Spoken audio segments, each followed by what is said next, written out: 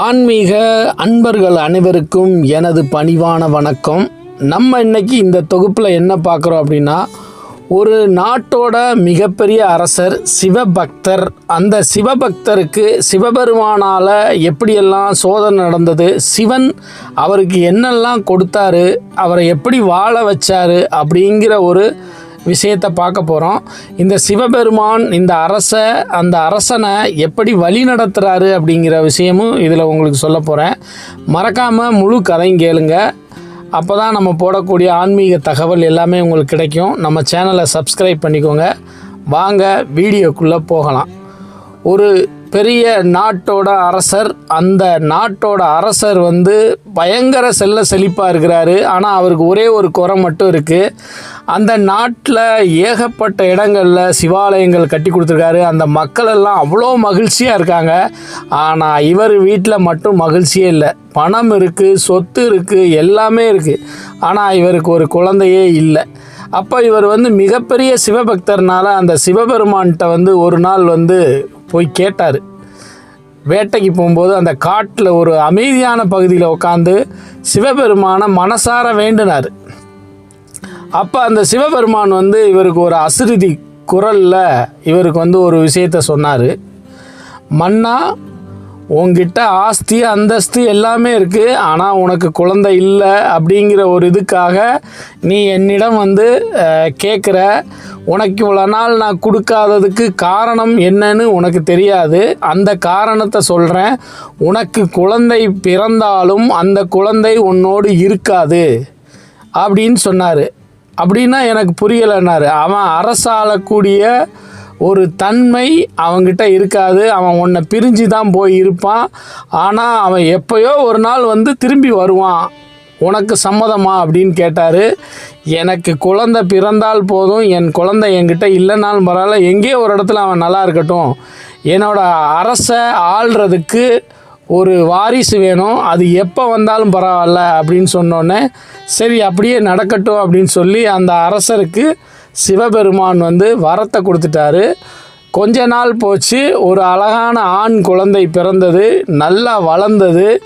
ஆனால் நடுவில் சிவபெருமான் இவர்கிட்ட சொன்ன மாதிரி அந்த பையன் ஒரு குறிப்பிட்ட வயசில் அந்த வீட்டை விட்டு அவன் போயிடுவான்னு அவர் சொன்னது. அந்த நாள் நெருங்க இந்த அரசருக்கு ஒரு சின்ன பதட்டம் வந்தது.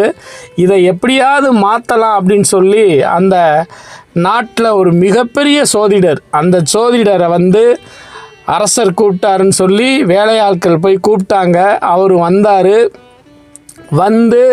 அவர்கிட்ட சொன்னார், இந்த மாதிரி என் பையனோட ஜாதகத்தை நீங்கள் கொஞ்சம் கணிச்சு சொல்லணும் அப்படின்னு சொன்னார். அப்போ அந்த சிவபெருமான் சொன்னதை இவர் ஜோசியர்கிட்ட சொல்லலை இந்த அரசர். இருந்தாலும் ஜோசியர் என்ன சொல்கிறாருன்னு கேட்போன்னு இவர்கிட்ட கேட்டார். சிவன் சொன்னதை தான் இந்த ஜோசியரும் சொன்னார். அதாவது, உங்கள் பையன் இப்போ நாட்டை ஆளமாட்டான், ஆனால் இப்போ அவன் எங்கேயோ ஒரு இடத்துல போய் பிரிஞ்சு இருந்தால் தான் அவன் உயிரோடு இருப்பான். அவன் இந்த உங்களோட அரண்மனையில் உங்கள் பையன் வாழ்ந்தானா அவன் உயிருக்கே ஆபத்து. ஒன்று, நீங்களாக எங்கேயாவது கண்காணாத இடத்துல அவனை பாதுகாப்பாக வச்சுக்கோங்க, இங்கே இருந்தால் அவனுக்கு ஆபத்து அப்படிங்கிற மாதிரி அவர் சொல்லுவார். அப்போ சிவபெருமான் சொன்னதும் ஜாதகம் சொல்வதும் எல்லாம் உண்மைதான் அப்படிங்கிறத அறிஞ்ச அந்த அரசர் இவனை எங்கெல்லாம் வச்சு வளர்க்கணும் அப்படிங்கிறத ராணியோடு அவர் ஒரு சின்ன டிஸ்கஸ் பண்ணிக்கிட்டு இருந்தார். அப்போ அந்த பையன் கேட்டான், நம்மளை எங்கேயோ கண்காணாத இடத்துல போய் விட போகிறாங்க, அவங்களா நம்மளை அமுச்சு வச்சா அது எனக்கு அவமானம். அந்த ஒரு அரசன், அந்த நாட்டில் ஒரு குட்டி இளவரசராக இருந்த நான் என்னை இந்த ஊரை விட்டே அனுப்புகிறாங்கன்னா அது எனக்கு கொஞ்சம் அவமானம்னு அந்த சின்ன வயசுலேயே அந்த பையன் அதை உணர ஆரம்பித்தோடனே ஒரு கட்டத்தில் அந்த பையன் இரவில் எந்திரிச்சு போயிட்டான் வீட்டை விட்டு. இவங்களும் எவ்வளவோ தேடினாங்க, எங்கேயுமே கிடைக்கல. அவன் அந்த நாட்டை விட்டே போகிறதுக்கு அவனோட பயணத்தை தொடங்கிட்டான். ஒரு தொலைதூர ஒரு வனப்பகுதிக்குள்ளே நடந்து போயிட்டே இருந்தான். திடீர்னு எங்கே போகிறதுன்னு அவனுக்கு தெரியல. திரும்பி போகிறதுக்கும் அவனுக்கு வழி இல்லை. ஒரு அச்சம், எந்த பாதையில் வந்தோம், நம்ம எப்படி போகணுங்கிற ஒரு அச்சம் அவனுக்கு. அப்போ என்னடா செய்ய அப்படின்னு சொல்லி அவங்க அப்பாவுக்கு பிடித்த சிவனும் இவனுக்கும் பிடிக்கும் அல்லவா, அதனால் இறைவா நான் எங்கே போகிறதுன்னு எனக்கு தெரியல, நீ எனக்கு ஒரு வழிகாட்டு அப்படின்னு சொன்னால், திடீரென்று வானத்தில் ஒரு ஒளி வட்டம் வீசிச்சு. அதிலிருந்து ஒரு குரல் வந்தது, மகனே நீ செல்லும் தூரம் இன்னும் கொஞ்சம் இருக்குது, நான் சொல்கிற பாதையிலேயே போ, உனக்கு ஒளியாக நான் பின்தொடர்ந்து வருவேன்னு அந்த சிவபெருமான் சொன்னார். ஒரு ஒளி போச்சு, அந்த ஒளி பின்னாடியே இந்த பையனும் போனான். கொஞ்ச தூரத்தில் ஒரு பெரிய ஆசிரமம் வந்தது. அந்த ஆசிரமம் பக்கத்தில் போனோடனே அந்த ஒளி மறைந்தது. அங்கு பார்த்தா நிறையா குழந்தைகள், அதாவது படிக்கிற பருவ வயதில் நிறைய குழந்தைகள் அங்கே இருந்தது. அதை பார்த்து இவனுக்கு மிக மகிழ்ச்சி. அந்த குழந்தைகள் இருக்கிறத பார்த்து அப்படியே சந்தோஷத்தில் மெய்மறந்து நின்னா. அப்போ ஒரு ரிஷி அங்கேருந்து உள்ளேருந்து வெளியில் வந்தார். இந்த பையனை உற்று பார்த்தாரு. அவர் ஞான திருஷ்டியில் இந்த பையன் ஒரு நாட்டோட அரசர் பையன் அப்படிங்கிறத அந்த ரிஷி உணர்ந்தார். உணர்ந்தோடனே இந்த பையனை கூப்பிட்டாரு, இங்கே வா தம்பின்னாரு. வந்தான். என்ன ஏது எங்கேருந்து வர அப்படிங்கிற கேட்டான். எல்லாமே அந்த ரிஷிக்கு தெரியும். இருந்தாலும் இந்த பையன் அவரிடம் இதெல்லாம் சொன்னான். நீ இருக்கக்கூடிய இடம் இதுதான், நீ இங்கே தான் இருக்கணும், நேரம் வரும் வரை நீ இங்கே இரு, நான் சொல்கிறேன் அப்படின்னு சொல்லி அவர் இவனை அங்கே இருக்க வைத்து அவனுக்கு தேவையான கல்விகளையும் வீரத்தையும் அவன் கற்றுக்கொள்ள வேண்டிய ஒரு நாட்டோட அரசர் பையன் என்ன வித்தைகள்லாம் கற்றுக்கொள்ளணுமோ அத்தனை வித்தைகளையும் அந்த ரிஷி இவருக்கு கற்றுக் கொடுத்தாரு. எல்லாத்தையும் கற்று வீரத்தில் சிறந்தவனாக ஒருத்தன் ஒரு 20 வருஷத்தில் அவனை உருவாக்கிட்டாரு. அரசரும் நம் பையன் போன துக்கத்தில் ரொம்ப வாடி போயிட்டாரு. அந்த குறுகிய காலம் வரும்போது நம் பையன் திரும்பி வருவானே, எப்போ வருவான்னு சொல்லி அவரும் அந்த ராணியும் அவங்க மனசுக்குள்ளே ஒரு வேதனை ஓடிக்கிட்டே இருந்தது. ஒரு நாள் திடீரென்று ஒரு கனவில் ஒரு செய்தி வந்தது. அதாவது, உன்னோட பையன் உன்னை திரும்பி வரும் நேரம் வெகு தூரம் இல்லை, சீக்கிரத்தில் உன் பையன் உன் வீட்டுக்கு வருவான் அப்படின்னு ஒரு நல்ல செய்தி அவர் கனவுல வந்தது. அவர் பையன் வீட்டுக்கு வர்ற மாதிரியே ஒரு கனவு அவருக்கு வந்தது. திடீர்னு முழிச்சு பார்த்தாரு. முழிச்சு பார்த்துட்டு இந்த கனவு உண்மையா பொய்யா அப்படிங்கிறத தெரிஞ்சிக்க மறுநாள் அந்த ஜோதிடரை கூப்பிட்டாரு. அந்த ஜோதிடரும் வந்தார். 20 வருடங்களுக்கு முன்னாடி நீங்கள் சொன்னது நடந்துருச்சு, இப்போ என்னோட கனவில் இப்படி ஒரு விஷயம் நடந்திருக்கு, இப்போ அவனோட ஜாதகத்தை பாருங்கள் அப்படின்னு சொன்னார். உங்கள் பையன் எங்கோ ஒரு இடத்துல மிக திறமசாலியாக இந்த நாட்டை ஆளக்கூடிய ஒரு வீரனாக திரும்பி வருவான்.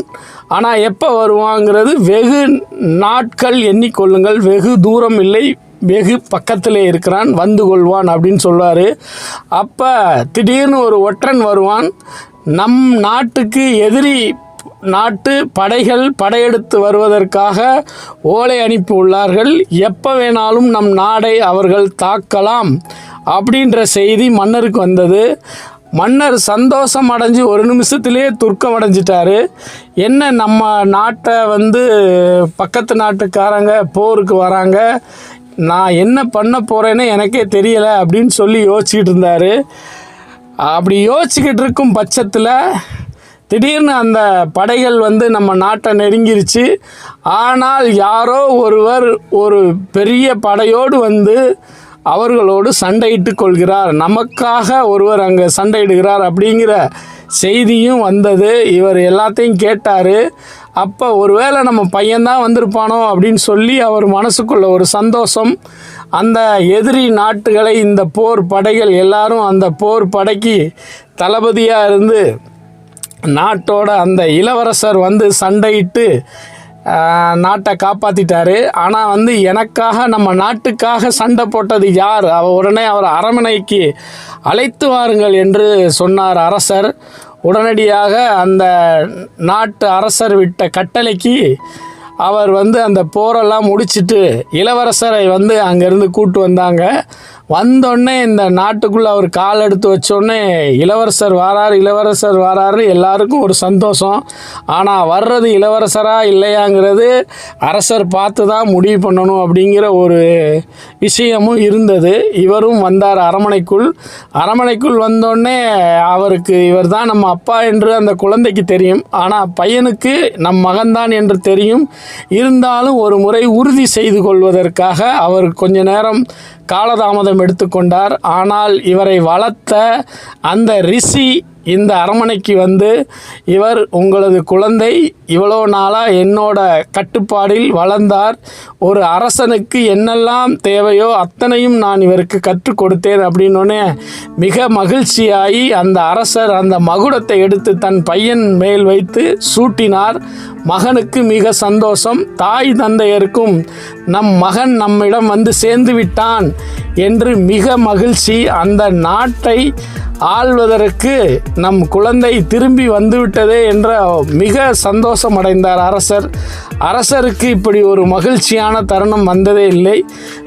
மகனும் இவ்வளோ நாள் தந்தையை பிரிந்து விட்டோம், இனி தந்தை கூடயே இருக்க வேண்டும் என்று அந்த இளவரசரும் மிக சந்தோஷம் அடைந்தார். நாட்டு மக்கள் எல்லோரும் ஆரவாரப்படுத்தி, நம் இளவரசர் திரும்பி வந்துவிட்டார், நம் நாட்டை ஆள்வதற்கு நம்மை பாதுகாக்க நம்ம இளவரசர் வந்துவிட்டார் என்று எல்லோரும் கோஷமிட்டு அந்த அரசரை நாடே வந்து கோலாகலமாக கொண்டாடினாங்க. மக்கள் எல்லாரும் மிக மகிழ்ச்சி. ராணி ராஜாவும் ரொம்ப சந்தோஷம் அடைஞ்சாங்க. அதாவது இவ்வளோ வருஷம் கழித்து நம்ம பையன் திரும்பி வந்துட்டான்னு சொல்லி தன் பையன் திரும்பி வந்த சந்தோஷத்தில் பல சிவாலயங்கள் சென்று சிவனை வழிபட்டு சந்தோஷம் அடைஞ்சார் ராஜா. நன்றி, வணக்கம். இந்த கதை பிடிச்சிருந்தா மறக்காமல் நம்ம சேனலை எல்லோரும் சப்ஸ்கிரைப் பண்ணுங்கள். தேங்க்யூ.